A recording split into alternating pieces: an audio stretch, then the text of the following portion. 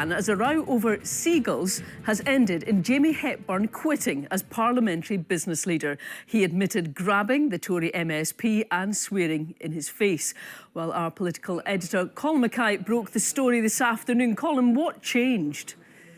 24 hours ago, I told you that Jamie Hepburn wasn't for quitting and that the First Minister wasn't for sacking him. What a difference a day makes. This stems from a row on Wednesday as they were both leaving the chamber after the vote on the Victims and Witnesses Bill, which had been slightly delayed by Douglas Ross demanding a ministerial statement about seagull attacks. Well, yesterday, Douglas Ross said that he had suffered a ministerial attack. He accused Jamie Hepburn of physical assault and verbal abuse.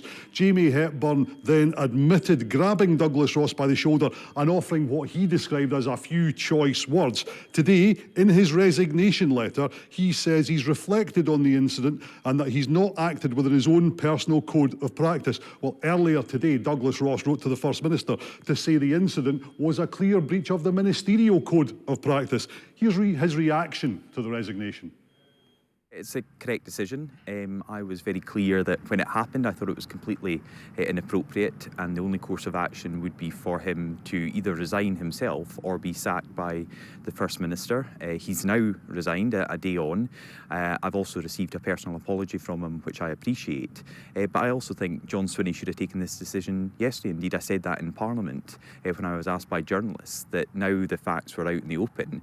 John Swinney should have seen this was clearly inappropriate, absolutely a breach in the ministerial code, and he should have sacked his minister last night.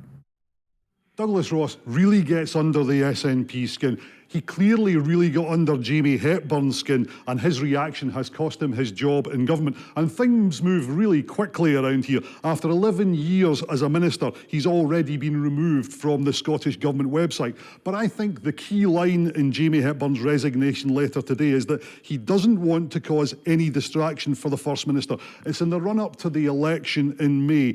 They don't have time for any long, drawn-out rows and scandals, and the SNP and the Scottish Government have had plenty of them over the last few years. So Douglas Ross today has got his political scalp. Jamie Hepburn is out of government, and the First Minister will probably wait until next week to replace him.